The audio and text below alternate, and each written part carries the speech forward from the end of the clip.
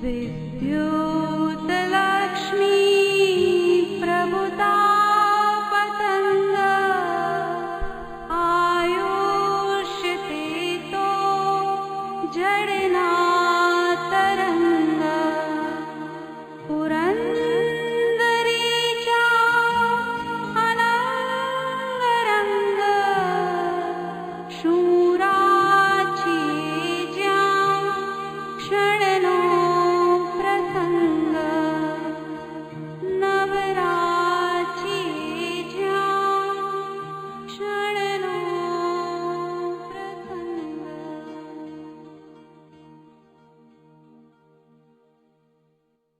प्रस्तुत सीडी में पूज्य श्री निहाल भाई सौगानी जी के द्रव्य दृष्टि प्रकाश ग्रंथ से लिए गए आध्यात्मिक बोल हैं। पूज्य श्री निहाल भाई जी परम पूज्य गुरुदेव श्री कांजी स्वामी के अनन्य भक्त थे। उनको गुरुदेव श्री के निमित्त से आत्मज्ञान की प्राप्ति हुई थी। इस सीडी में आत्मद्रव्य को मुख्य करते हुए ऐसे आध्यात्मिक बोलों को लिया गया है जिसे सुनकर मुमुक्षु जीव आत्म सन्मुख हो सकते हैं। प्रस्तुत सीडी के सौजन्यकर्ता स्वर्गीय श्री मणिकांत भाई के सुपुत्र ध्रुवेश एवं निहाल शाह मुंबई है। इन बोलों को स्वर प्रदान किया है संजय शास्त्री जेवर तीर्थ धाम मंगलायतन अलीगढ़ ने। स्टूडियो में अथक परिश्रम द्वारा सहयोग प्रदान किया है प्रवीण भाई गोगरी मुंबई ने। आशा ही नहीं पूर्ण विश्वास है कि यह सीडी मुमुक्षु समाज के लिए आत्म कल्याण हेतु एक अनुपम भेंट सिद्ध होगी। श्री सद्गुरुदेवाय नमः। परिणाम योग्यतानुसार हो जाता है। मैं परिणाम जितना नहीं। इसमें किसी को ऐसा लगे कि क्या परिणाम जड़ में होता है अथवा निश्चयाभास सा लगता है, लेकिन ऐसा कहने में तो अपरिणामी का जोर बताना है। निर्विकल्प होते ही अपने में से ही एक ज्ञान उघड़ता है जो सामान्य और विशेष को सहज जान लेता है। उसी को प्रमाण ज्ञान कहते हैं।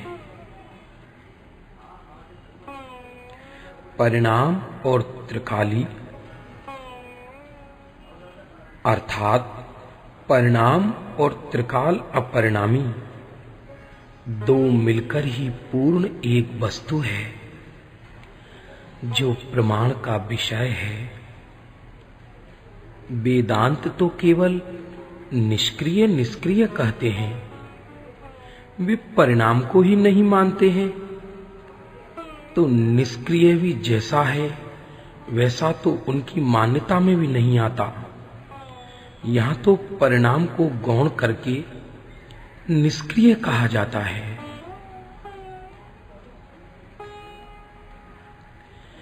एक चक्र के अनेक पासे हैं। सभी पासे अलग अलग डिजाइन के हैं। जब किसी एक पासे की बात चलती हो तब दूसरे पासे की बात नहीं समझनी चाहिए। ऐसी वस्तु के अनेक धर्मों में से भिन्न भिन्न धर्मों की बात चलती हो तब एक को दूसरे में मिलाकर घोटाला नहीं करना चाहिए।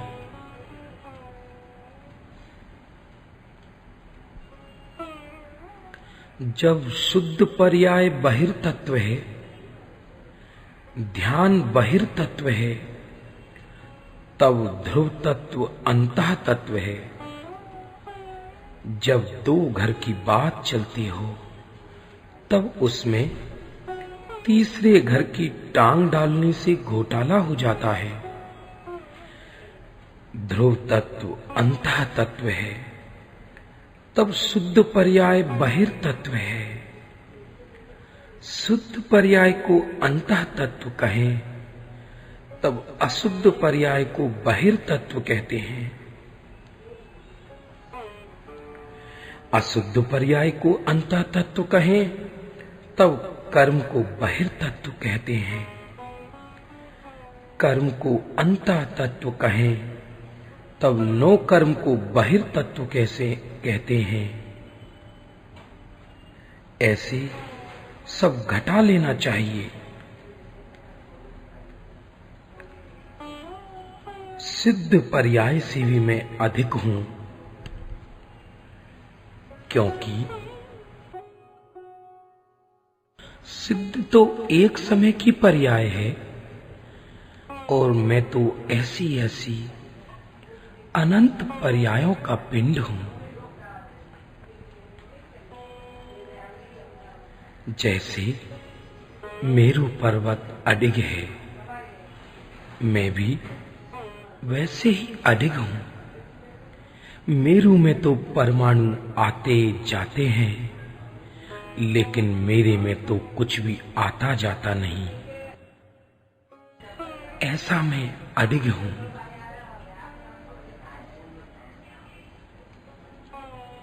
मैं वर्तमान में ही मुक्त हूं, आनंद की मूर्ति हूं, आनंद से भरचक समुद्र ही हूं। ऐसी दृष्टि हो तो फिर मोक्ष से भी प्रयोजन नहीं। मोक्ष हो तो हो, ना हो तो भी क्या। पर्याय की इतनी गौणता द्रव्य दृष्टि में हो जाती है। मेरे को तो वर्तमान में ही आनंद आ रहा है, फिर पर्याय में तो मोक्ष होगा ही होगा, लेकिन मेरे को तो उससे भी प्रयोजन नहीं।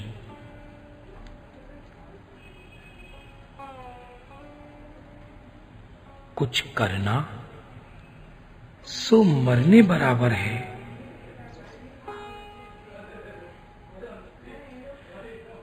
मुझे शुरू से ही कुछ करने के भाव में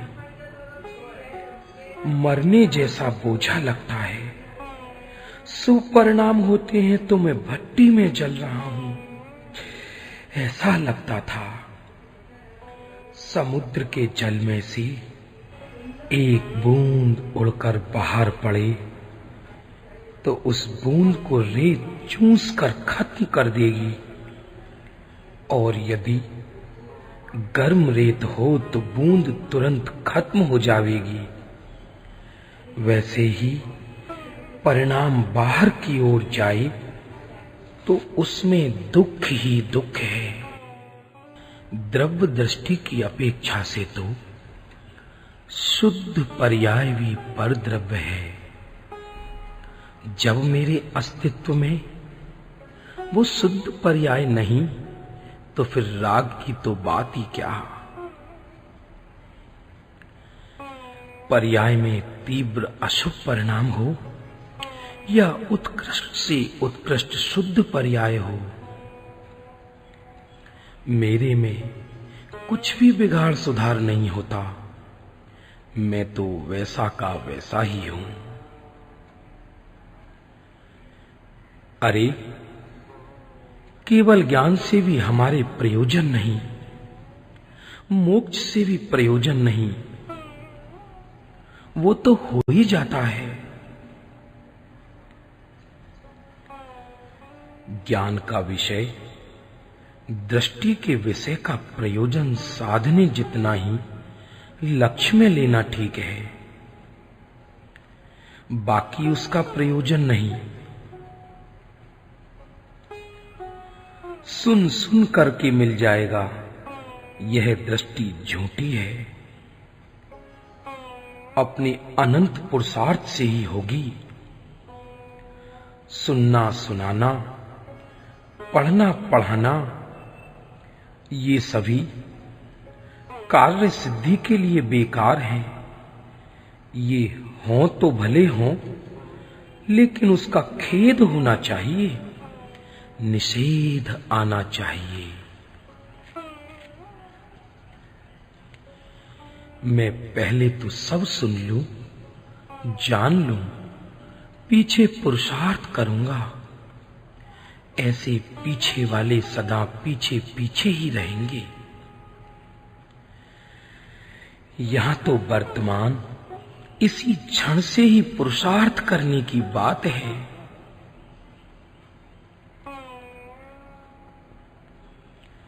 व्यवहारमय को अभूतार्थ कहने से संक्षेप में परिणाम मात्र अभूतार्थ है, ऐसा कहा है। चाहे तो परिणाम अशुभ हो, शुभ हो या शुद्ध हो, अपने परिणाम तक ही अपनी सीमा है। इससे आगे तो कोई द्रव्य जा ही नहीं सकता। परिणाम अपना है तो भी उसको आप खुद ही पलट नहीं सकते। परिणाम में तो कर्ता कर्म पने का धर्म है, इसलिए वो तो पलटेगा ही।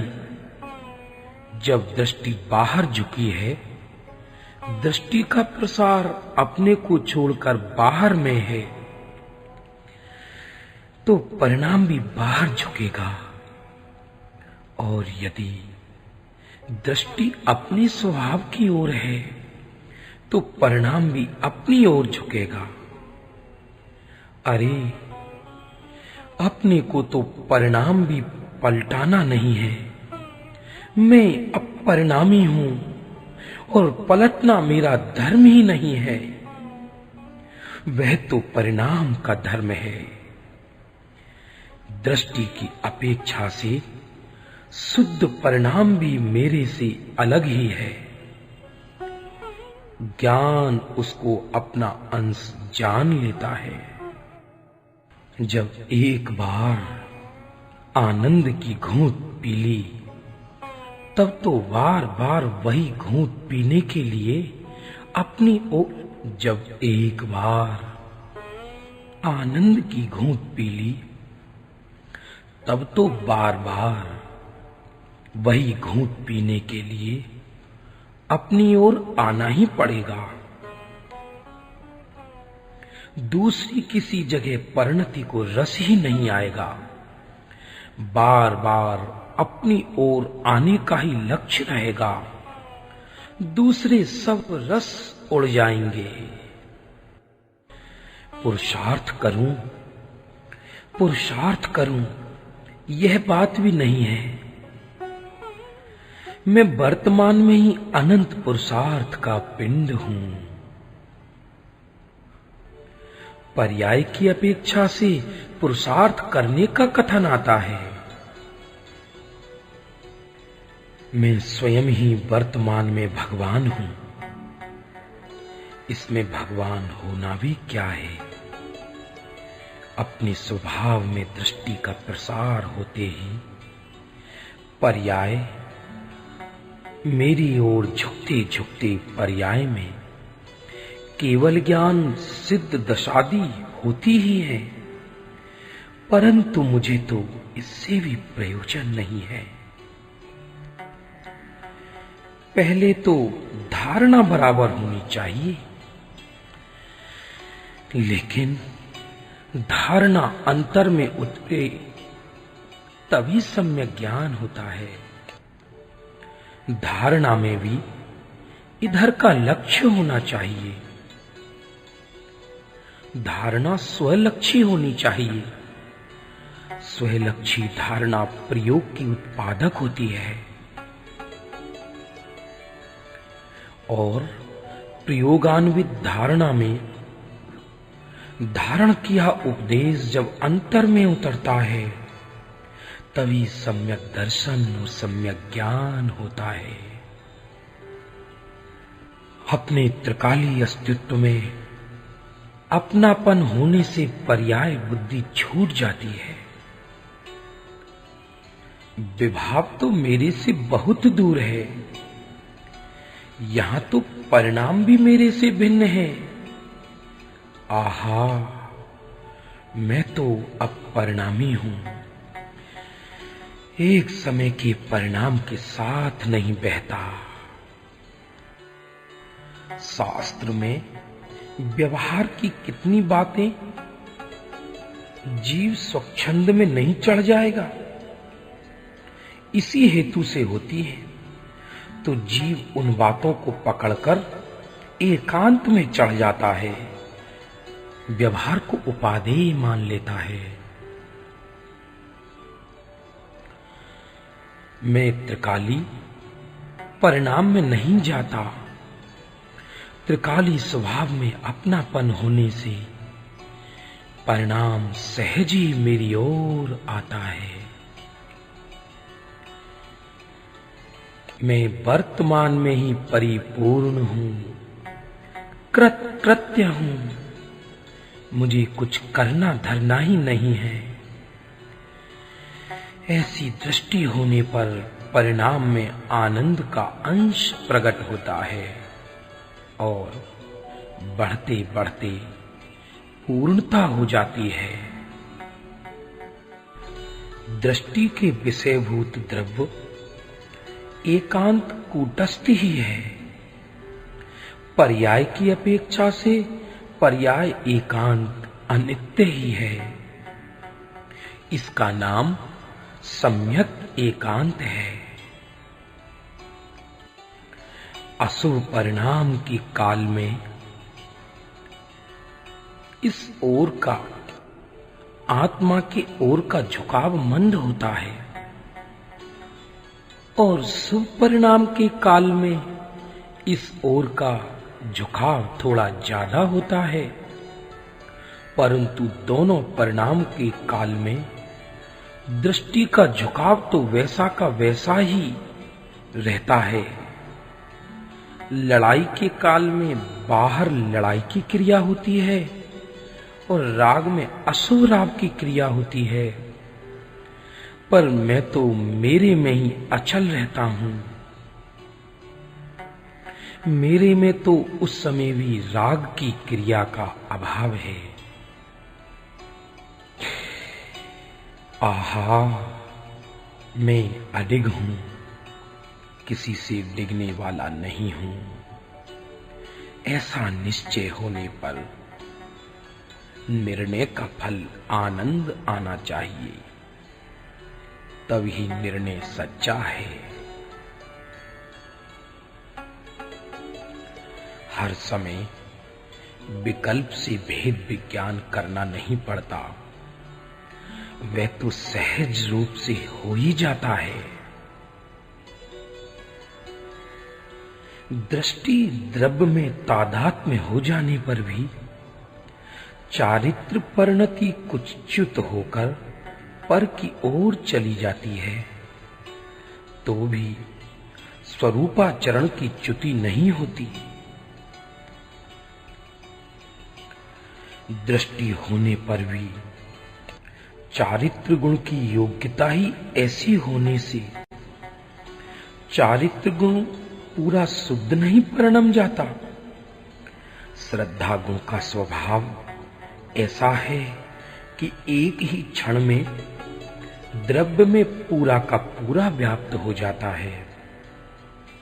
चारित्र गुण का स्वभाव ऐसा है कि वह क्रम क्रम से ही पूरा होता है। ऐसा दोनों गुणों के स्वभाव ही अलग अलग हैं। जब दृष्टि अपने स्वरूप में तादात्म्य में होती है तो थोड़े काल तक राग आता तो है, लेकिन वह लंगड़ा हो जाता है, उसको आधार नहीं रहता। अरे, मैं तो कभी भी नहीं हिलने वाला खूंटा हूं, खूंटा। परिणाम आते हैं और जाते हैं, मगर मैं तो खूंटे की तरह अचलित ही रहता हूं। बहिर्मुख होने से ज्ञान खिलता नहीं और अंतर्मुख होने से भीतर से ही केवल ज्ञान प्रकट हो जाता है। अपनी ओर ही देखने की बात है। अपने द्रव्य में दृष्टि तादात्म्य में होते ही ज्ञान प्रमाण हो जाता है। तब ज्ञान अन्य सभी बातें सहज ही जान लेता है। जब अपनी ओर से खिसक कर बाहर जाने का ही निषेध है, तो अशुभ में जाकर पर में रस पड़ जावे, तब तो दृष्टि अपने द्रव्य में रही ही कहां। वह तो पर में चली गई, पर में चली गई। अनेकांत पण सम्यक एकांत एवा निज पदनी प्राप्ति सिवाय अन्य हेतु है उपकारी न थी। श्रीमद जी का यह वाक्य मुझे बहुत प्रिय लगता है। दूसरे से सुनना मांगना सब पामरता है, दीनता है, भिखारीपना है। मेरे में क्या कमी है जो मैं दूसरे से मांगूं? मैं तो स्वयं ही परिपूर्ण हूं, परिपूर्ण हूं। अहो जे भावे तीर्थंकर गोत्र बंधाए, ते भाव पण नुकसान करता छे। यह बात कहने की किसकी ताकत है? यह तो गुरुदेव श्री का ही सामर्थ्य है। तीर्थंकर की दिव्य ध्वनि से भी लाभ नहीं होता, तो फिर और किससे लाभ हो? वह दिव्य ध्वनि भी अपने को स्व को छोड़कर एक भिन्न विषय ही है। यहां पर सुनने के बहिर्मुखी परिणाम से छूटकर अंतर्मुख होने की प्रेरणा है। विकल्प से और मन से किया हुआ निर्णय सच्चा नहीं। अपनी ओर दृष्टि को तादात्म्य करने पर ही अपने से किया हुआ निर्णय सच्चा होता है। पहले विकल्प से अनुमान से निर्णय हो, उसमें भी लक्ष्य तो अंतर में ढलने का ही होना चाहिए। मैं तो अडिग हूं, किसी से डिगने वाला नहीं हूं। जैसे इस देहाकार में स्थित आकाश अडिग है, हिलता चलता नहीं, वैसे ही मैं भी अडिग हूं।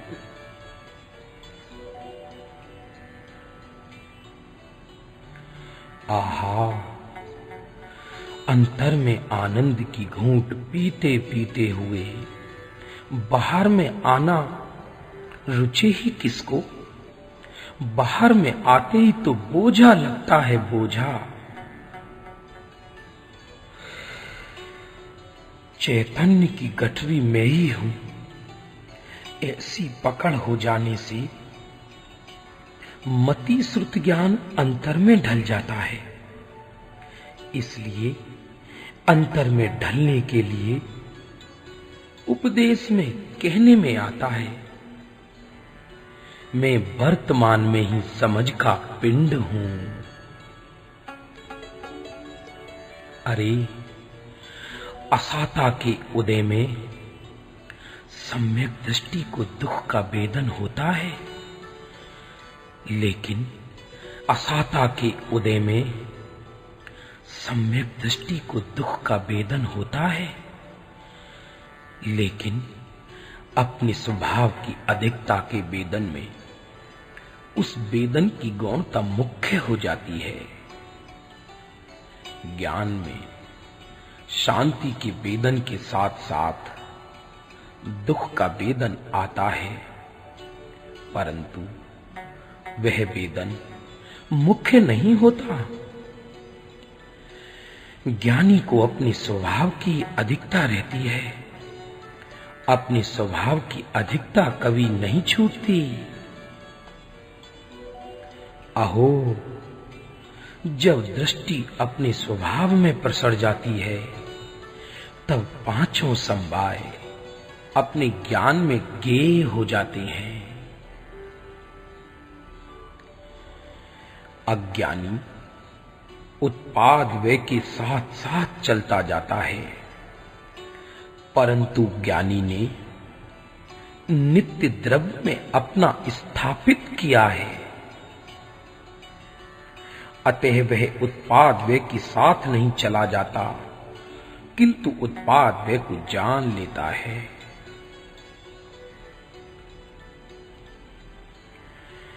ज्ञान की पर्याय आती है अंदर से, परंतु बाहर का लक्ष्य होने से ऐसा दिखता है कि मानो पर्याय बाहर से आती हो। इसलिए अज्ञानी को पर से ज्ञान होता है, ऐसा भ्रम हो जाता है। अनंत तीर्थंकर हो गए, लेकिन अपने को तो गुरुदेव श्री ही सबसे अधिक हैं।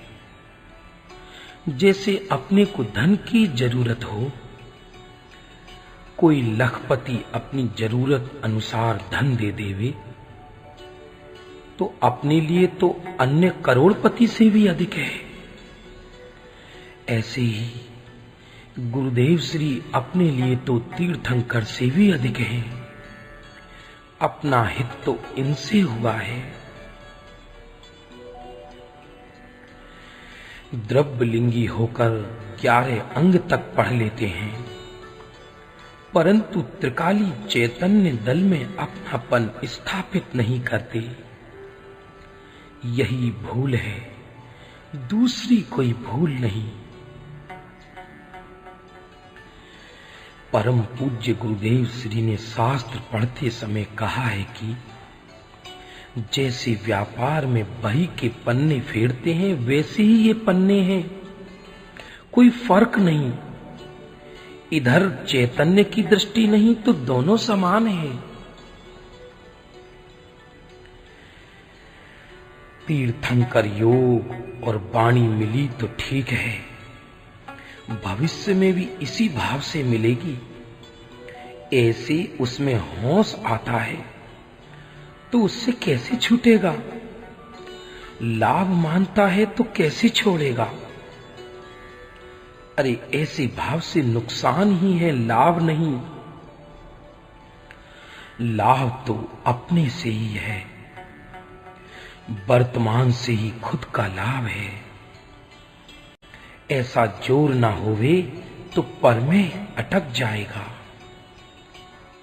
तीव्र प्यास जिज्ञासा लगनी चाहिए। प्यास लगे तो जैसे तैसे बुझाने का प्रयत्न किए बिना रहे ही नहीं। अरे सब बात का मसाला गुरुदेव श्री ने तैयार कर रखा है, जिससे कोई बात विचारनी ही नहीं पड़ती। नहीं तो साधक हो फिर भी उसे मसाला तैयार करना पड़ता है। अज्ञानी को कसाई की मंदता में थोड़ा विषय छूटे तो इसमें ठीक मानने लगते हैं, लेकिन वह भी तीव्र कसाय ही है, उसमें कसाय रस भरा है।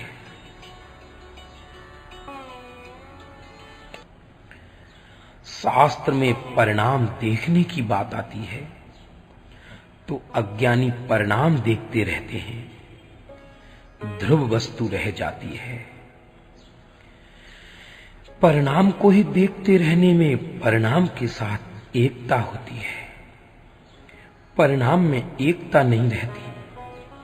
अनित्य में नित्य चला जाता है। पर्याय की शुद्धि ऐसी है ऐसी है। ऐसे पर्याय की बात में रस पड़ जाने से नित्य का जोर नहीं रहता। पर्याय में जोर करने की तो आदत पड़ी ही है।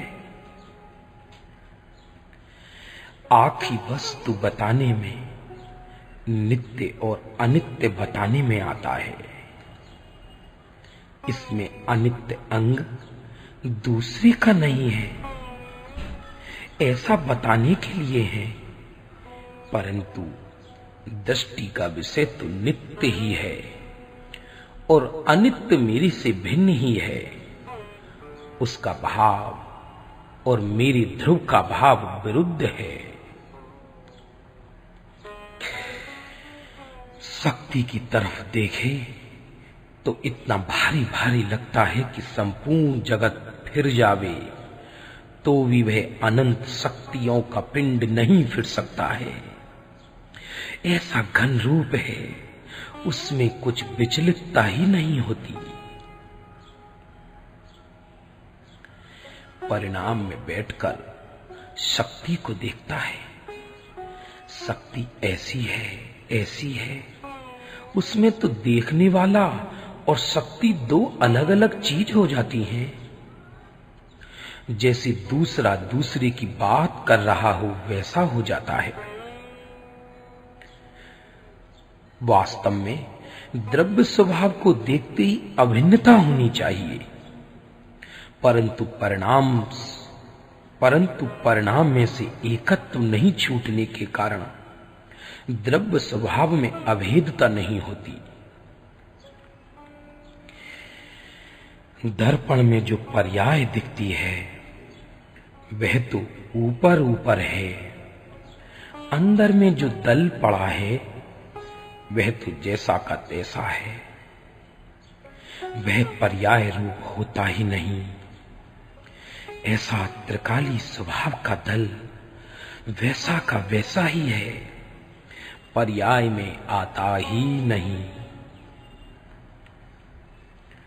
श्रद्धा में त्रिकालीपना आ गया तो विकल्प से भिन्नता हो ही गई, वही मुक्ति है। चारित्र में मुक्ति हो ही जाएगी। बस एक ही बात है कि मैं त्रिकाली हूं, ऐसा जम जाना चाहिए। पर्याय होने वाली हो सो योग्यता अनुसार हो जाती है, मैं उसमें नहीं जाता। क्षयोपशम हो ना हो, याद रहे ना रहे, परंतु असंख्य प्रदेश में व्यापक हो जाना चाहिए। द्रव्यलिंगी को त्रिकाली के प्रति उत्साह नहीं आता, उत्साह आता तो त्रिकाली हो जाता। कुछ करे नहीं तो गमे नहीं, ऐसी आदत हो गई है। लेकिन कुछ करे तो गमे नहीं, ऐसा होना चाहिए।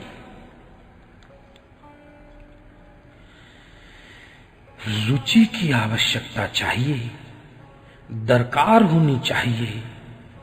विकल्पों से थकावट होनी चाहिए।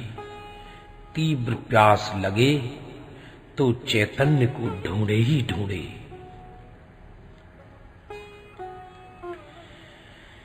जहां तक अंदर में डुबकी नहीं मारता वहां तक प्रयत्न चालू रखना चाहिए।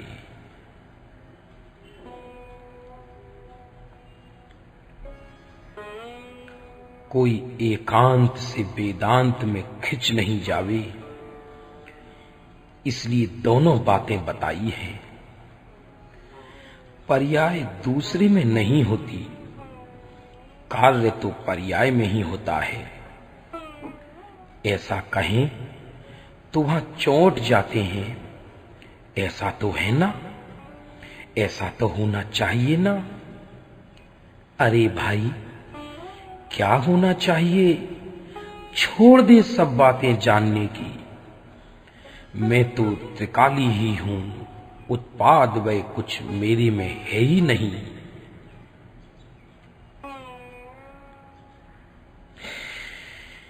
एक ही मास्टर की है, सब बातों में, सभी शास्त्रों में एक ही सार है। त्रिकाली पनी में अपनापन जोड़ देना। आनंद के अनुभव में तो राग से भी भिन्न चैतन्य गोला छुट्टा अकेला अनुभव में आता है। उसके आनंद की क्या बात करें। अंदर से निकलना ही गमे नहीं, बाहर में आते ही भट्टी भट्टी लगे। चौथा गुण स्थान वाला जीव द्रव्य लिंग धारता है, फिर भी स्थिरता कम है। और पंच गुण स्थान वाला अशुभ में विशेष हो, फिर भी स्थिरता विशेष है। क्योंकि चौथी गुण स्थान वाले द्रव्यलिंगी को स्वभाव में रस अधिक है और बाह्य उपयोग भी अधिक है, जबकि पांचवें गुण स्थान वाला अस्वभाव में अधिक होते हुए भी अंतर में ढलन अधिक रहती है। अज्ञानी पर्याय में ही अपनापन, संतोष, अधिकता आदि रखते हैं। पर्याय में उल्लास तो है ना, पर्याय में विशेष तो है ना, पर्याय ने द्रव्य का महात्मा तो किया ना, पर्याय अंतर में तो ढलती है ना। ऐसे ऐसे किसी ना किसी प्रकार से पर्याय में ही वजन रखते हैं। लेकिन पर्याय से हटकर मैं तो त्रिकाली दल जैसा का तैसा हूं। परिणाम मात्र मेरे में नहीं है। ऐसे ध्रुवपने में अधिकता नहीं थापते, कारण कि वेदन में तो पर्याय आती है और द्रव्य तो अप्रगट है। अप्रगट को तो नहीं देखते, पर्याय में ही अपनापन रखते हैं।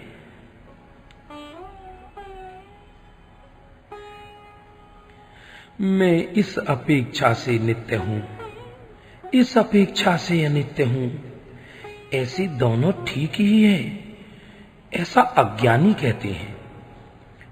अरे मैं नित्य ही हूं, ऐसा जोर देना तो भूल गया तो क्या रहा। अनादि का जो था वो ही रहा। विचार मनन से वस्तु प्राप्त नहीं होती है, क्योंकि ये पर्याय बहिर्मुखी मन की संग वाली है।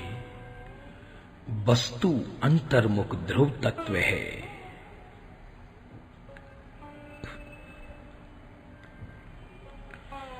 चैतन्य दल में असंख्य प्रदेश में प्रसर जाने से पर्याय दिखती ही नहीं है। ऐसी पर्याय को छोड़कर ऐसी पर्याय करूं, ऐसा नहीं होता। पर्याय में साम्य भाव आ जाता है। असल में बात तो यह है कि सुनने में जो महात्म्य आता है वह नहीं, किंतु अंदर से सहज रूप से स्वयं का महात्म्य आना चाहिए। बाहर में तीव्र थकावट हो तो महात्म्य अंदर से ही आता है।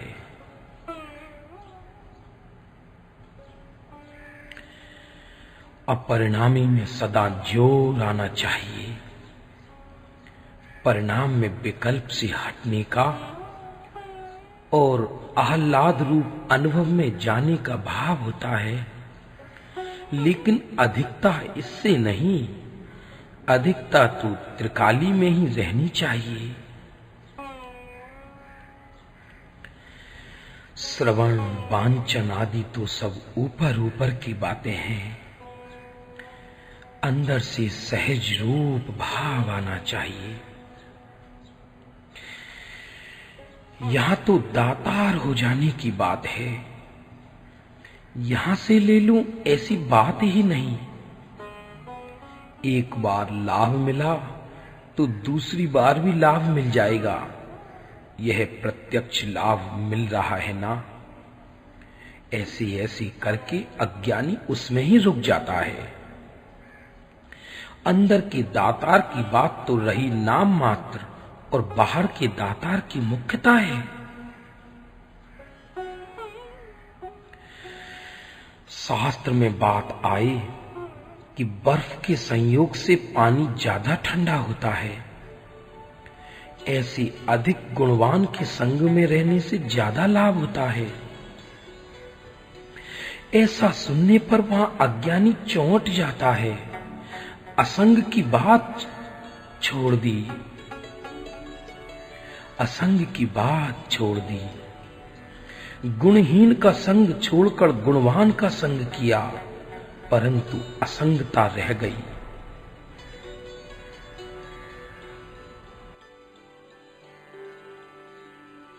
शास्त्रों में अनेक तरह के कथन आते हैं, तो अज्ञानी इनमें उलझ जाता है। लेकिन निश्चय की बात मुख्य करके निमित्त का ज्ञान करने का ये भूल जाता है, क्योंकि अनादि से संग का अभ्यास है ना। इससे एक संग अशुभ को छोड़कर दूसरे शुभ संग को पकड़ लेता है। अनुभव की बात तो क्या कहें। आहा, एक दफा तो बिजली के करंट के माफिक अंदर में उतर जाना चाहिए। जैसे करंट का काल थोड़ा, फिर भी सारा शरीर झनझना उठता है, उसी तरह असंख्य प्रदेश में आनंद आनंद हो जाता है। पीछे शुभाशुभ विकल्प आते हैं, परंतु अनुभव में से छूटना ना चाहे तो भी छूट जाते हैं। अरे छूट जाए तो छूट जाए, मगर मैं तो ये त्रिकाली आत्मा ही हूं। सब शास्त्र पढ़ लेवे तो भी अनुभव बिना उसका भाव ख्याल में नहीं आता। सब अपेक्षा तो जान लेवे, ऐसे अज्ञानी उसमें ही फंस जाते हैं। त्रिकाली का जोर नहीं तो क्षणिक शुभाशुभ में पूरा का पूरा चला जाता है। क्षणिक दुख आया तो त्रिकाली दुख मानने लगे, क्षणिक सुख आया तो त्रिकाली सुख मानने लगे, और जो त्रिकाली में अपनापन हुआ तो क्षणिक पर्याय जो योग्यता अनुसार होने वाली है वह हो, मैं उससे नहीं खिसकता। निर्विकल्प अनुभव होते ही ज्ञाता दृष्टा हो सकता है। ऐसे विकल्प से ज्ञाता मानकर होने वाला था सो हुआ। ऐसा मानकर समाधान में जो सुख मानते हैं वह सुख तो जैसा अघोरी मांस खाने में, सुअर विष्टा खाने में, पतंगा दीपक में सुख मानता है, उस प्रकार का है। निर्विकल्प अनुभव के बिना धारणा में ठीक मानना, सुख मानना, यह तो कल्पना मात्र है, वास्तविक सुख नहीं है, वास्तविक सुख नहीं है। अरे पूज्य गुरुदेव श्री ने इतना स्पष्ट कर दिया है कि कभी कोई कमी नहीं छोड़ी, सूक्ष्म पहलुओं का भी पूरा पूरा खुलासा किया है। योग्यता हो तो सुनते ही सीधे सीधे अंदर में उतर जाते हैं। इसलिए कहते हैं कि ऐसी उनकी काल लब्धि है, तो अज्ञानी कहता है, अरे पुरुषार्थ को तो उड़ा दिया। पर अरे भाई, पुरुषार्थ इससे जुदा थोड़ी ही है। कोई स्वच्छंदता ना कर लेवे इसलिए पुरुषार्थ करना ऐसा कहा है। त्रिकाली में अपनापन होने में पुरुषार्थ होता ही है, लेकिन यह पर्याय जितना मैं नहीं हूं, मैं तो त्रिकाली दल हूं, त्रिकाली दल हूं। जो निर्विकल्पता होती है उसमें तो पूरा जगत देह विकल्प छह उपसंज्ञान आदि कुछ दिखता ही नहीं, एक खुद ही खुद दिखता है। अंदर में जाए तो बाहर का कुछ दिखे ही नहीं। अरे भाई, तू अपने सारे के सारे असंख्य प्रदेश में चैतन्य मूर्ति हो, उसी में बैठे रहो ना, उठकर कहां जाते हो। शास्त्र से क्या नहीं होता ऐसा सुने और बराबर है ऐसा कहे, परंतु अंदर में तो ऐसा मानता है कि बाहर से शास्त्र से ज्ञान आता है, वाणी से लाभ होता है। लेकिन मान्यता में सुनने से प्रत्यक्ष लाभ होता दिखे तो थोड़ा सा और सुन लो, इसमें क्या नुकसान। अरे भैया, इसमें नुकसान ही होता है, लाभ नहीं। ऊपर से नुकसान कहे और अंदर में लाभ मानकर प्रवृत्ति, यह कैसी बात। अज्ञानी उसमें अटक जाते हैं। विकल्प की भूमिका में भी निर्णय नहीं होता, उसको निर्विकल्प निर्णय होने का अवकाश ही कहां है। इतनी लगनी रहती है कि मैं कब एकांत में बैठूं, एकांत में बैठने की लगन रहती है। फिर भी एकांत नहीं मिले तो वैसे ही अंदर में एकांत बना लेता हूं। एकांत ना मिले तो इसके लिए तड़पता नहीं, आकुलित नहीं होता। जैन दर्शन ही एक ऐसा है कि जो वीतराग होने से दूसरे को अपने समान बना लेता है। यह इसकी मूल विशेषता है। दूसरे मत वाले शिष्य को बहुत कुछ दे देवे, किंतु पूरा तो नहीं देते, क्योंकि वे कसाई युक्त हैं। असल में तो मिथ्यात्व में तीव्र दुख लगना चाहिए। तीव्र दुख लगे तो सच्चे सुख बिना संतोष हो नहीं सकता। दुख की वेदना सुख को सोधे बिना रहती ही नहीं। निर्विकल्प आनंद की तो बात क्या करें, विकल्प के समय भी सुख और शांति तो बढ़ती ही रहती है। फिर भी निर्विकल्प आनंद तो इससे भी बहुत ऊंचे दर्जे का है। इस आनंद में से छूटने से तो इतना दुख ही दुख होता है कि जैसे बर्फ में पड़ा हुआ बर्फ से छूटकर अग्नि में प्रवेश करे तो जैसा दुख होता है वैसा निर्विकल्प में से निकलने पर होता है।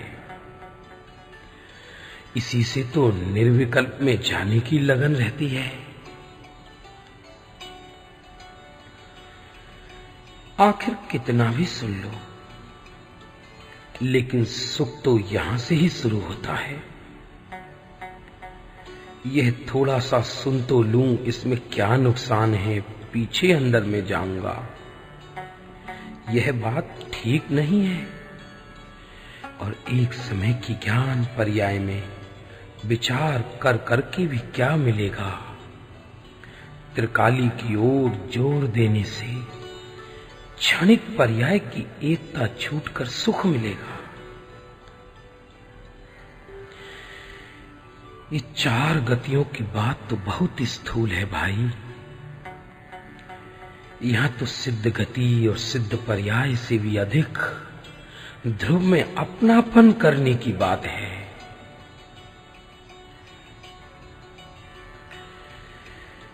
ज्ञानी को तो त्रिकाल में ही अपनापन होने से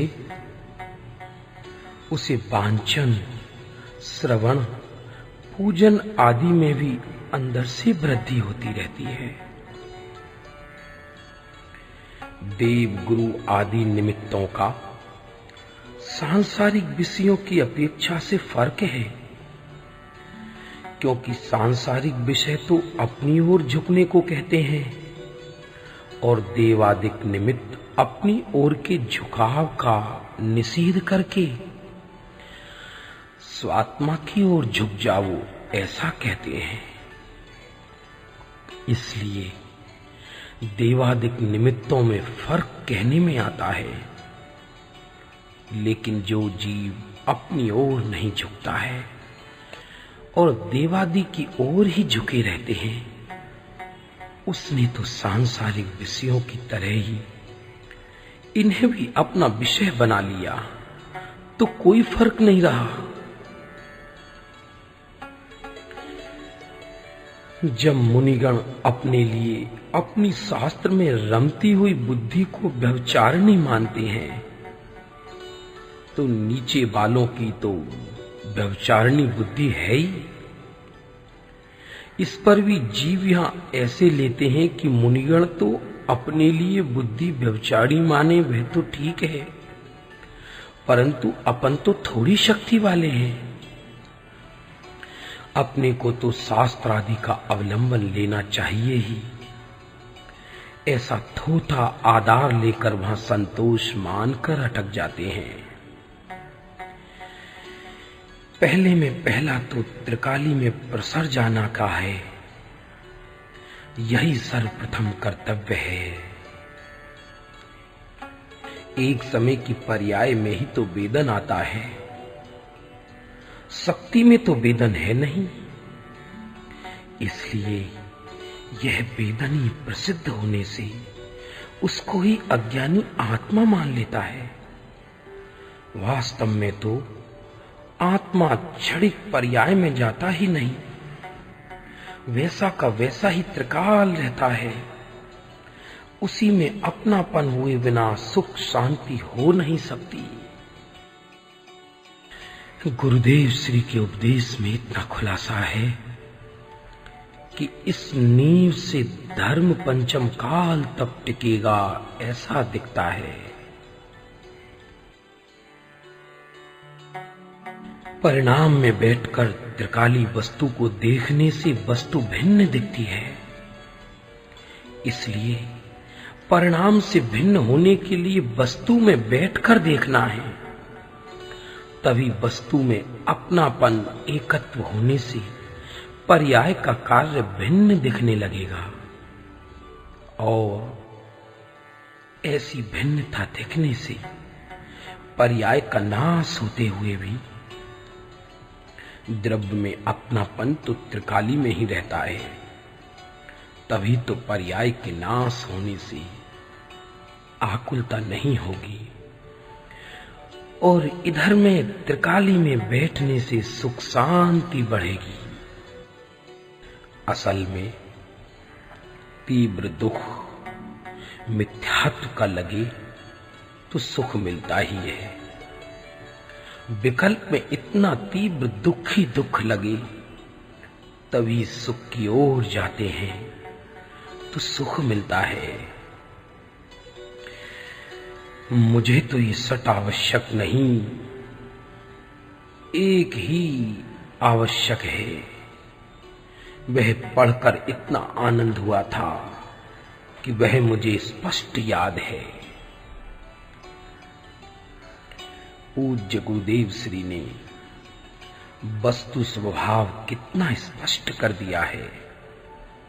वह तो पका पकाया हलवा है, अपन तो सीधा खाते हैं। नहीं तो हमारी तो शास्त्रों में से निकालने की इतनी शक्ति है ही कहां। एक समय की ज्ञान पर्याय स्वतंत्र है, पूर्व पर्याय भी कारण नहीं। उसमें 3 काल की पदार्थ जानने की ताकत है। ऐसा सुनकर मुझे तो ऐसी चोट लगी, तब से मेरा पढ़ना कम हो गया। चलो ना, पर्याय का स्वभाव ही जानने का है तो सहज जानने में आ जाएगा। आकुलता क्यों करें? यह अंतर में सुख पियो ना। न्याय आदि नक्की करने में आकुलता होती है, अपने को तो सुख चाहिए।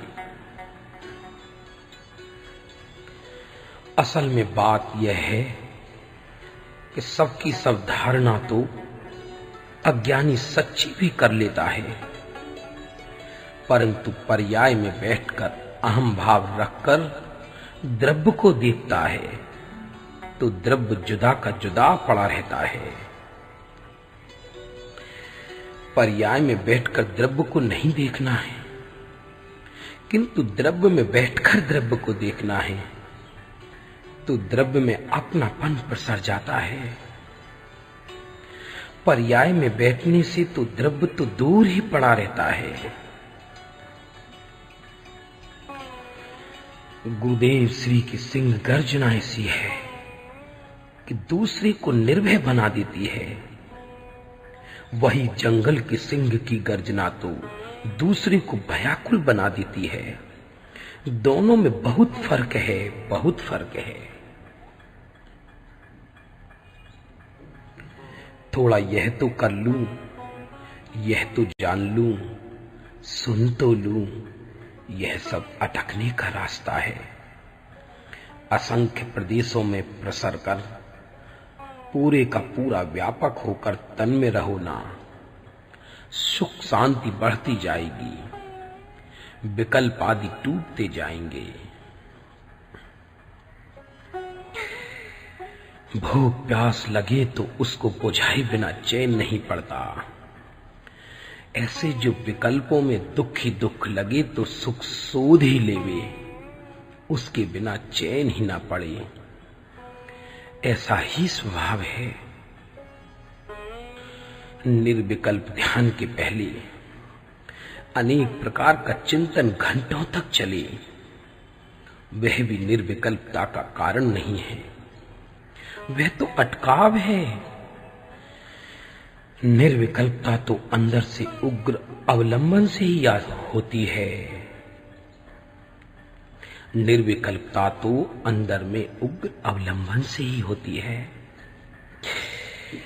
विचार रूप ध्यान तो रुकावट है, वह अवलंबन नहीं।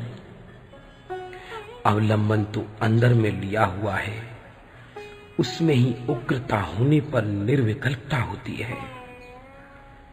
यदि अटकाव रूप विचार आदि को कारण माना जाए तो विचार से छूटकर अंदर आ नहीं सकते, अटकाव मानने में ही अंदर आ सकते हैं। मंद शक्तिवश पर्याय में अनेक तरह का विचार चलता है, उसमें उल्लास भी होता है, किंतु ऐसा चिंतन आदि कारण नहीं बल्कि अटकाव है।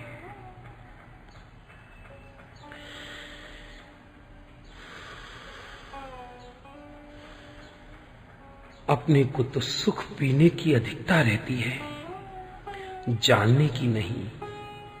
खरेखर तो विकल्प से जो जानते हैं सो तो सच्चा जानना ही नहीं है। अंदर में अभेदता से जो सहज जानना होता है वही सच्चा ज्ञान है। पर सत्तावलंबी ज्ञान को तो हुए कहां है ना। शिव भूति मुनि विशेष जानते नहीं थे, फिर भी अंदर में सुख पीते पीते उनको केवल ज्ञान हो गया। देव शास्त्र गुरु श्रवण विचार वांचन मनन उघाड़ और एक समय की पूर्व उत्तर पर्याय जो जो साधन रूप कहने में आता है वह सब निश्चय से बाधक रूप है।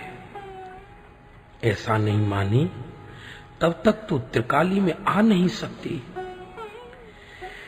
ऊपर ऊपर से बाधक रूप कहे और अंदर में साधना रूप मानता रहे तो वहां ही झुकाव रहा करेगा, त्रिकाली में नहीं आ सकेगा।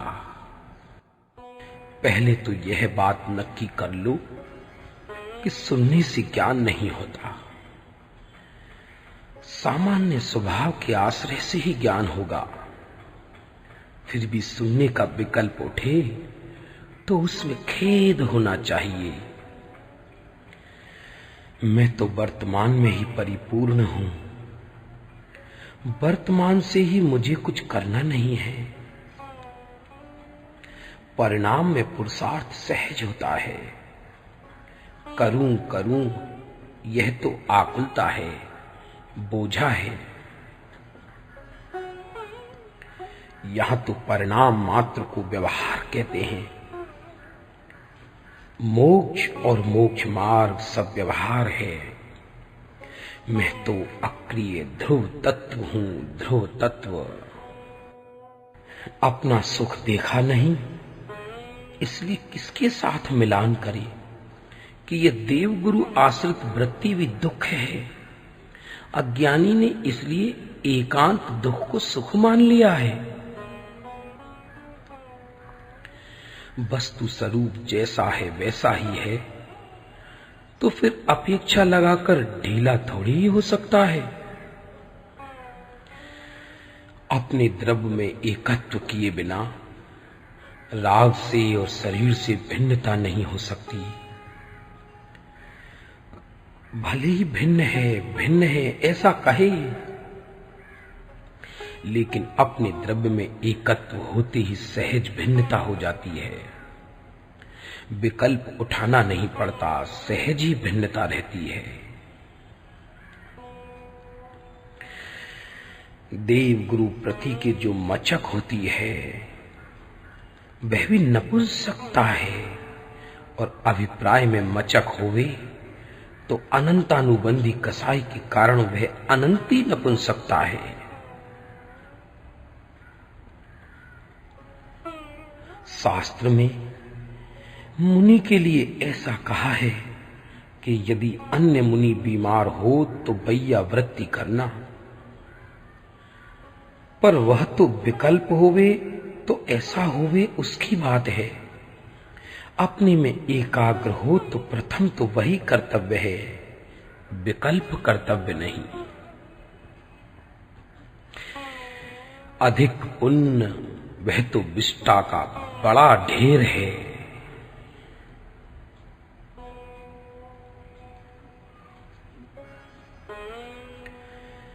केवल ज्ञान की पर्याय भी जब उपेक्षणीय है, दृष्टि का विषय नहीं, तब फिर क्षयोपशम ज्ञान की तो बात ही क्या। कोई भी कथन समझने के लिए यदि वक्ता के अभिप्राय को छोड़कर अर्थ करने जाएगा तो अर्थ गलत ही होगा। शुभ राग को कर्तव्य मानने की तो बात ही कहां। मेरा तो कोई कर्तव्य ही नहीं, ऐसा पहले पक्का होना चाहिए। पहले विकल्पात्मकता में तो ये निर्णय कर लो कि परिणाम की अपेक्षा से इधर अंतर में ही जमने का है, दूसरा कुछ भी करने का नहीं है।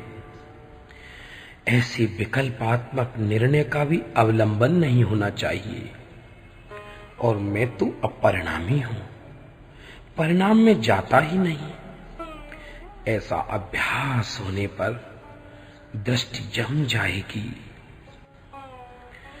इधर दृष्टि जम गई, बस वही मुक्ति है, मुक्ति करनी नहीं है। दूसरी सब जगहों से छूटा, परंतु इधर आया तो देव गुरु को चौंटा। यहां से जरूर होगा, पर वह तो वैसा का वैसा ही हुआ। सिर्फ नई दुकान चालू की, मात्र निमित्त ही बदला, अभिप्राय नहीं। चाहे जैसी बात वह कितनी ही बार कहने में आए, लेकिन त्रिकाली की अधिकता कभी नहीं छूटनी चाहिए।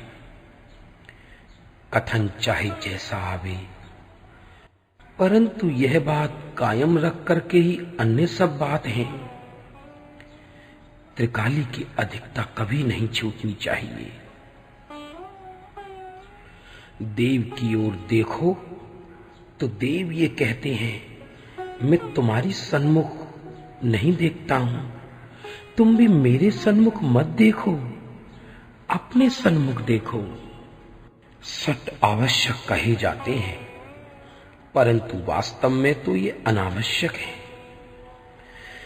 श्रावक की भूमिका में विकल्प आता है तो वह किस प्रकार का आता है, ऐसा बताने के लिए कहने में आता है। वास्तव में तो उसमें भी खेद और दुख लगता है। स्वभाव सुख में जमते ही विकल्पों की आकुलता भासित होती है। ये आवश्यक भी दुख भाव है। ये उपाधि कैसे हो सकते हैं? शुद्ध जीवास्तिकाय की दृष्टि बिना शास्त्र में जो कथन आते हैं उनकी कितनी हद तक मर्यादा है वह समझ में नहीं आता, और दृष्टि होने पर ज्ञान में सहज ही सब बातें समझ में आ जाती हैं। सर्वार सिद्धि के देव 33 सागर तक चिंतन मनन करते हैं, फिर भी केवल ज्ञान नहीं होता। और इधर अंतर मुहूर्त एकाग्रता होने पर केवल ज्ञान हो जाता है। जानने से प्रयोजन सिद्धि नहीं होती, लीनता से सिद्धि होती है। जिसको जो रुचि होती है उसको उसी रस की मुख्यता होती है। इसी से मरण समय भी उसी रस की उग्रता होती जाती है।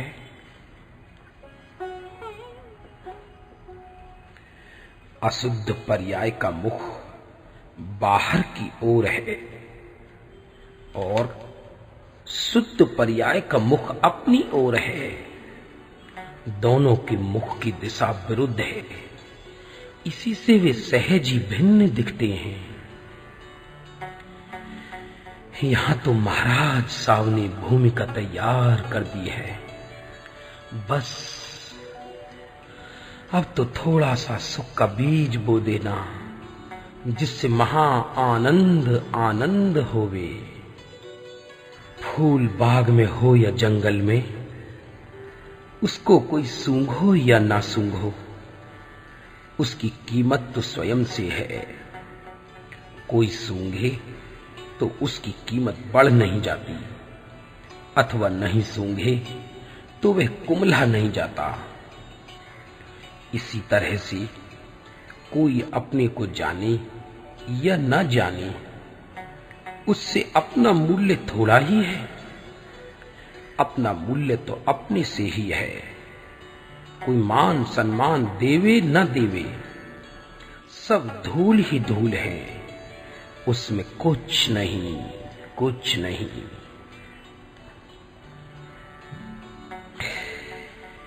पूज्य गुरुदेव श्री अपने लिए तो अनंत तीर्थंकरों से अधिक हैं, क्योंकि अपना कार्य होने में निमित्त हुए इसलिए।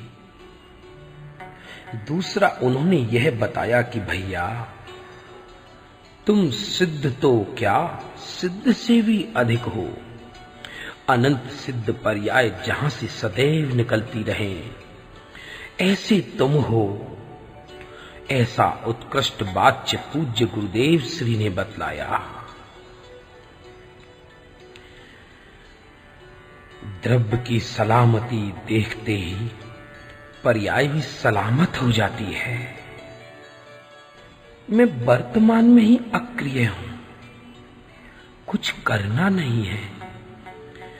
ऐसी दृष्टि होने पर ज्ञान क्रिया सहज उत्पन्न होती है। जानने आदि का विकल्प भी आता है, परंतु इस पर वजन नहीं जाना चाहिए। यह सब गौण रहना चाहिए। अपनी कार्य सीमा परिणामों तक ही है, उससे आगे नहीं जा सकते। लड्डू आदि भोग ही नहीं सकते, लेकिन जो थोड़ी सी मचक से राग होता है वह तो मुझे सहज ही आग के समान विस्तुल्य लगता है। कोई तो धारण कर लेते हैं, कोई धारणा के रटन करते हैं, लेकिन भाई धारणा करके क्या तेरे को किसी को दिखाना है कि मैं जानकार हूं? धारणा सहज होती है। मैं धारणा कर लूं यह तो बोझा उठाना है। धारणा के ऊपर जो वजन ही नहीं आना चाहिए। धारणा होनी तो चाहिए ना, ऐसा वजन नहीं होना चाहिए। सहज हो तो हो। चिंतन भी भट्टी सा लगना चाहिए। वह भी दुख भाव लगे तो वहां से हट सकेंगे, नहीं तो वहां से क्यों खिसकेंगे। मार्ग में आता है तो ठीक, किंतु उसको दुख भाव जानना, उसमें एकत्व नहीं करना। चिंतन भी चिंता है, आकुलता है। चिंतन जहां से उठता है उस भूमि में जमे रहो, उसी भूमि में जमे रहो। अरे अपन तो साक्षी भाव में भी नहीं आते। अपन तो ऐसी भूमि में है जहां से एक साक्षी भाव तो क्या, अनंत साक्षी भाव उठते रहेंगे। एक समय के साक्षी भाव में मैं पूरा का पूरा आ जाऊं तो मेरा नाश हो जाएगा। साक्षी भाव में भी एकत्व नहीं करना। जहां से वे उठता है वही भूमि, जहां से वो उठता है वही भूमि मेरा स्थल है, मैं हूं।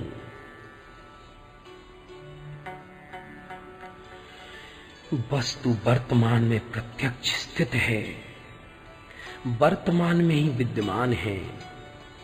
एक समय की पर्याय के पीछे पूर्ण वस्तु स्थित है। लक्ष्य करे उसी क्षण दिख जाती है। देव शास्त्र गुरु की इज्जत करते हैं, कीमत करते हैं, तो वही कहते हैं तू तेरी कद्र कर, तू तेरी कद्र कर।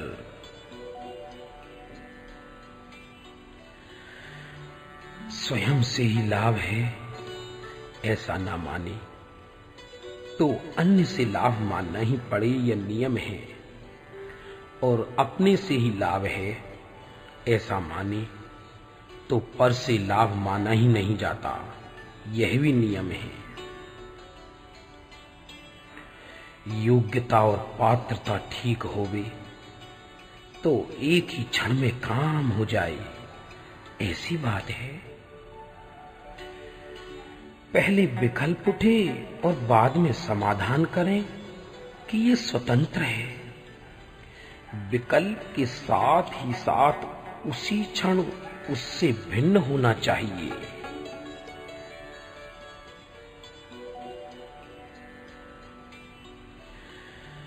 मैं ऐसी भूमि हूं जहां से क्षण क्षण में नया नया फल उत्पन्न होता ही रहता है। जैसे भूमि से ऋतु ऋतु के अनुसार अनेक फल उत्पन्न होते रहते हैं, वैसे मैं ऐसी भूमि हूं जहां से सुख का फल उत्पन्न होता ही रहता है। मैं अमृत रस से भरा हुआ हूं। मैं तो ऐसी भूमि हूं जिससे फल के लिए जल की भी जरूरत नहीं रहती, क्योंकि मैं स्वयं ही सुखरूप हूं, दूसरे पदार्थों की अपेक्षा ही नहीं।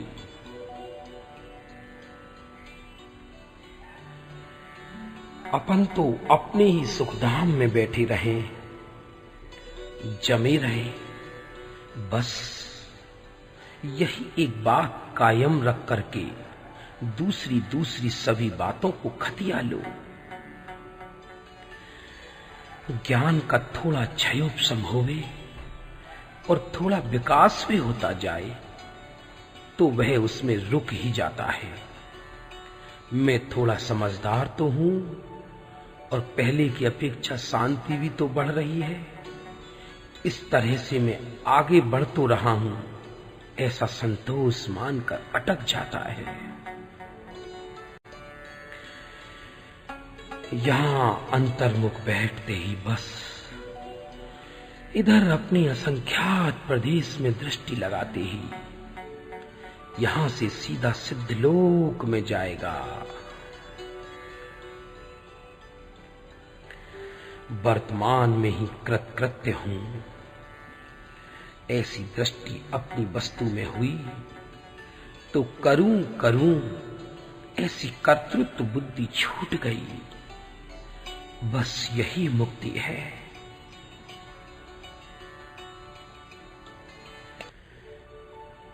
अपने सुखधाम में सदा जमे रहना, बस यही बात 12 अंग का एकमात्र सार है। दृष्टि खुले बिना शास्त्र का अर्थ भी यथार्थ रूप से खतिया नहीं सकते। खतियाने में इधर आत्मा की मुख्यता कभी गौण नहीं होनी चाहिए। इधर की मुख्यता कायम रखकर ही सब कथन खतिया लेना चाहिए।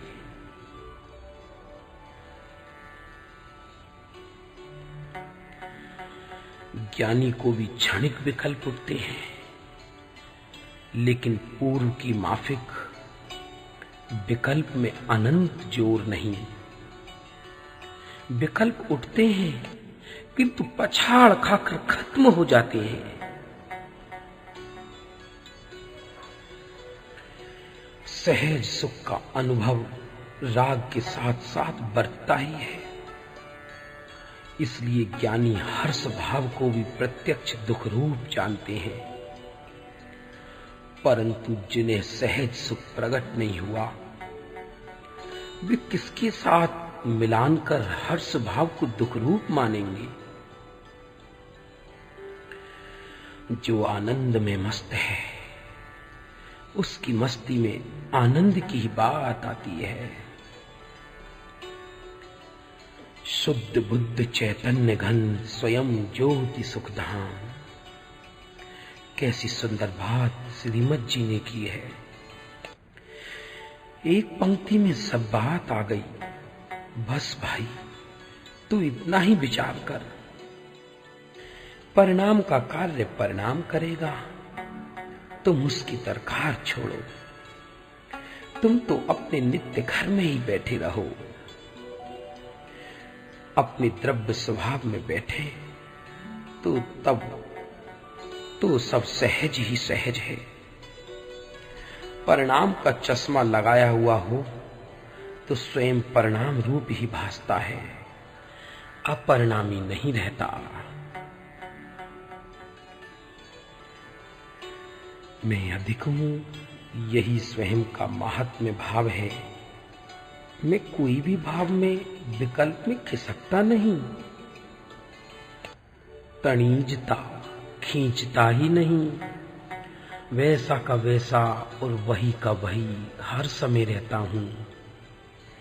विकल्प के साथ, परिणाम के साथ खिसकता ही नहीं हूं। क्या दर्पण का दल क्षणिक आकार में खिसकता है? वैसा का वैसा ही रहता है। ऐसा ही मैं भी सदा वैसा का वैसा ही रहता हूं। कहां एक समय का भाव, और कहां त्रिकाली सामर्थ्य है। त्रिकाली सामर्थ्य के पास एक समय के भाव की क्या शक्ति।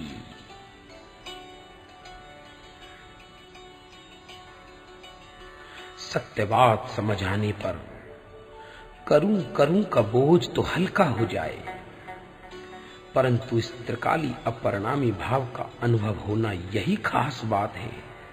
यह अनुभव करो। मुमुक्षुओं की लगनी तो अच्छी हो गई है, लेकिन यहां की मुख्य बात यह है कि हमारा भी लक्ष्य छोड़ो। यह बात नहीं छोड़ी जाती। तुम ऐसी अच्छी बात बताते हो तो तुम्हारा लक्ष्य कैसे छोड़े, तुम्हारी सन्मुखता कैसे छोड़े।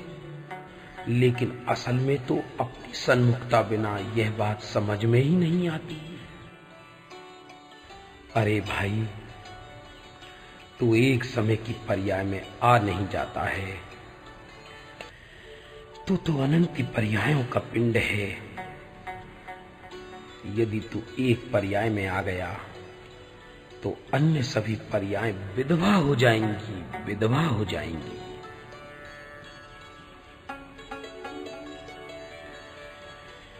अज्ञानी को अकेले परिणाम का ही वेदन होता है। परिणाम के साथ ही समूचा अपरिणामी पड़ा है, उसका वेदन नहीं होता। लेकिन अपरिणामी में दृष्टि जमाकर उसमें तादात्म्य होकर प्रसर कर अपनापन होता ही, अपनापन होते ही उसी क्षण अपरिणामी और परिणाम दोनों का एक साथ अनुभव होता है। अकेले परिणाम का वेदन मिथ्या दृष्टि को ही होता है। ज्ञानी को तो एक साथ दोनों का अनुभव रहता है। ऐसी पर्याय के अनुभव को, अर्थात द्रव्य स्वरूप के अभेद वाहव रूप अनुभव को द्रव्य का अनुभव कहने में आता है। वास्तव में अनुभव पर्याय की सीमा का उल्लंघन नहीं करता। मैं निष्क्रिय हूं, यह चश्मा तो सदा ही लगाए रखना चाहिए। दूसरा चश्मा लगाते समय भी यह चश्मा तो लगा ही रहना चाहिए। इसके बिना तो कुछ भी दिखलाई नहीं देगा। मैं ऐसा अपरिणामी पदार्थ हूं कि तीनों लोकों के सभी पदार्थ इकट्ठे होकर भी मुझे हिला डुला नहीं सकते। साधक बाधक ये तो सब पर्याय का ज्ञान करने के लिए है। सबलाई का चश्मा लगाए बिना नवलाई का भी ज्ञान नहीं होता। साधकपना बाधकपना तो पर्याय की बात है। हमें तो साधकपने बाधकपने की भी दरकार नहीं है, क्योंकि बाधकपना मुझ त्रिकाली को नुकसान नहीं पहुंचा सकता और साधकपना लाभ नहीं कर सकता।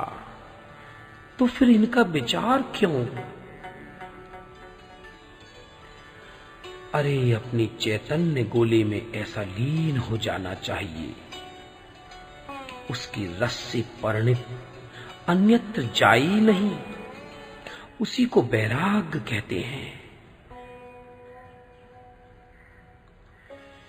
यहां अपनी ओर आते ही कर्म की खड़खड़ाहट खत्म हो जाती है। कर्म की धूल उड़ने लगती है। पर्याय का बांकापना भी छूट जाता है।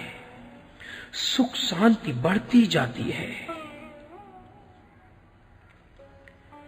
अपेक्षा ज्ञान बराबर होना चाहिए, नहीं तो खतियाने में फेर हो जाता है।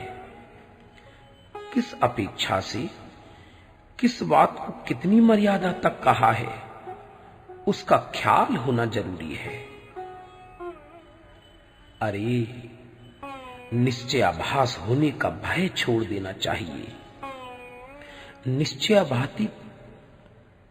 निश्चयाभासी तो तब कहें कि जब पर्याय में स्वाभाविक सुख प्रगटा ना हो, परंतु जिसको सुख अनुभव हुआ है वह निश्चय आभासी हो ही नहीं सकता।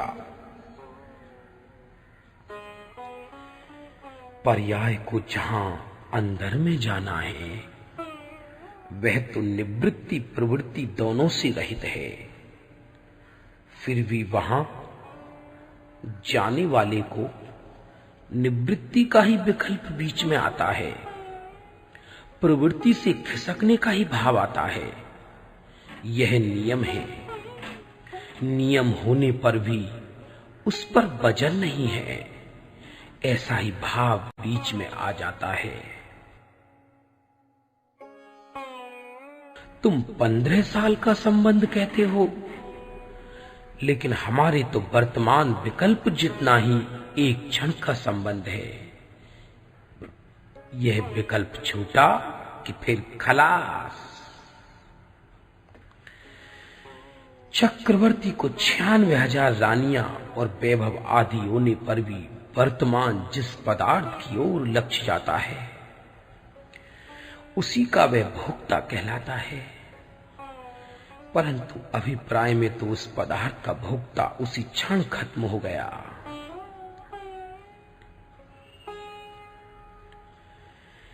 आत्मधर्म जब मिला, उसमें एक ही आवश्यक है। ऐसा पढ़ते ही चोट लगी। अरे यह 8 द्रव्यों से पूजा करना, 6 आवश्यक, इन सब में तो बोझा लगता है, और इस एक आवश्यक में तो बोझा घट जाता है। यह स्थान यह बतला रहा है कि यदि तुम्हें सुख चाहिए तो तुम अपने साथियों से दूर हो जाओ। मैं निरावलंबी पदार्थ हूं, ऐसा निर्णय आए बिना अभिप्राय में पर का आलंबन नहीं छूटता।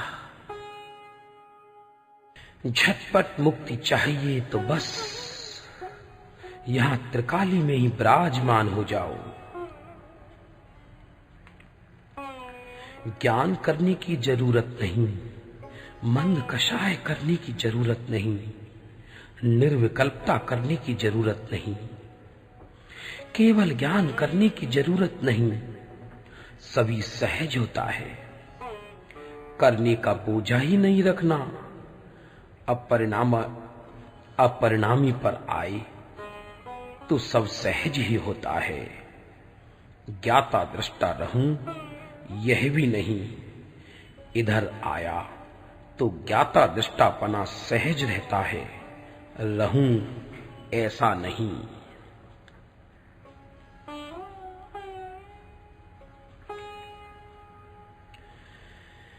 इंद्र नृत्य करके बाहर में लौकिक अपेक्षा से खुशी मान रहे हों, तो भी उनके अंदर में जो सहज सुख चलता है, उसमें वह हर्ष भाव भी सहज ही दुख रूप लगता है।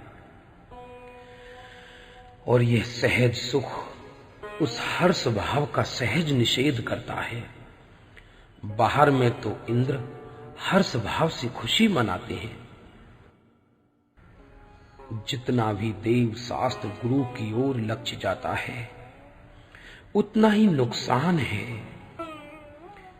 बहिर्मुख उपयोग होने से लाभ नहीं है, यह बात पक्की हो जानी चाहिए।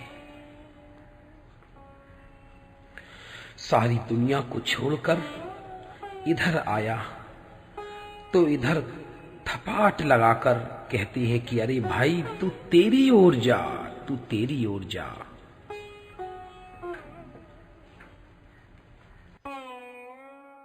आत्म संबंधी विकल्प हो या पर संबंधी विकल्प हो, विकल्प तो विकल्प ही है। जैसे भूंगली को पकड़े हुए सुख को ऐसा लगता है मैं उल्टा हूं, यदि सुलटा होता तो फौरन उड़ जाता। ऐसे अज्ञानी को ऐसा लगता है कि मैं भिखारी हूं, इसलिए आत्मा को कैसे प्राप्त कर सकूं। अरे भाई, सुलटे उल्टे की बात ही नहीं है। परिणाम से छूटा तो ध्रुव पर ही आएगा। भूंगली को सुख छोड़ता तो उड़ ही जाता, क्योंकि उड़ना तो उसका स्वभाव है। ऐसे परिणाम से खिसके तो त्रिकाली दल में ही आएगा। ध्रुव तत्व पर पांव रखो, दृष्टि रखो, तो पर्याय में सब कार्य सहज ही होगा। आचार्य भगवंत तो निरंतर आत्म रस का ही पान करते थे, अमृत रस में ही मग्न रहते थे। जैसे अच्छा भोजन करते समय अपने कौटुंबिक जनों की याद आती है, वैसे ही आचार्य देव को करुणा आती है। अरे भाई, तुम्हारे पास भी आनंद का दरिया भरा पड़ा है, तुम भी उसको पियो पियो। वस्तु साक्षात मौजूद पड़ी है, मात्र कल्पना नहीं करना, लेकिन उस रूप हो जाना, तन में होकर असंख्य प्रदेश में व्याप्त हो जाना। जब वस्तु साक्षात है तो फिर मात्र कल्पना क्यों करना, उस रूप परिणम जाना। अपने त्रिकाली ध्रुव गुरु को गुरु बनाकर जो शुद्ध पर्याय प्रगटी, तो बाहर में उस वाच्य के बतलाने वाले पर गुरु का आरोप किया जाता है। परिणाम में फेर फार करना मुझ चैतन्य खान का स्वभाव ही नहीं है। पुरुषार्थ की खान ही में हूं, तो फिर एक समय के पुरुषार्थ में करने की आकुलता क्यों? अपनी अनंत परिणति को नित्य रहकर भोगते रहो। खंड खंड होकर भोगने में तो अपना नाश हो जाता है। अरे मैं निरालंबी तत्व हूं, इसकी तो पूरी मुख्यता होनी चाहिए और दीनता का पूरा पूरा दुख मालूम होना चाहिए। यहां अपनापन आते ही मोक्ष अपने आप हो जाता है। दृष्टि यहां अभेद हुई तो इसे मुक्ति समझो। अपने स्वक्षेत्र में बैठ गया तो परिणाम जाएगा कहां? परिणाम का जोर पंगु हो जाएगा, पंगु। बहिर्मुखता में तो परिणाम पर के साथ चला जाता था। दृष्टि यहां जम गई तो परिणाम में ज्यादा दूर जाने की शक्ति ही नहीं रहती। यथार्थ रुचि हो तो काल लगे ही नहीं। रात दिन खाते पीते सोते उसके ही पीछे पड़े। कृत्रिम पुरुषार्थ की तो बात ही क्या, लेकिन अक्रिय चिदबिंब की दृष्टि में तो सहज पुरुषार्थ की भी गौणता है, क्योंकि वह भी क्रिया एक समय की पर्याय है। अक्रिय दृष्टि में क्रिया मात्र की गौणता है। सुनने के काल में भी मैं निरालंबी तत्व हूं। यहां से शुरू करना चाहिए, फिर सुनने का भाव आएगा, किंतु उसकी मुख्यता नहीं होगी। परिणाम को हटा नहीं सकते, परिणाम में से एकत्व हटा सकते हैं। उपयोग अपने से बाहर निकले तो यम का दूत ही आया ऐसा देखो। बाहर में फिर चाहे भगवान ही हो, उपयोग बाहर जावे उसमें अपना मरण हो रहा है। बाहर के पदार्थ से तो अपना संबंध ही नहीं, तो फिर उपयोग को बाहर में लंबाना क्यों?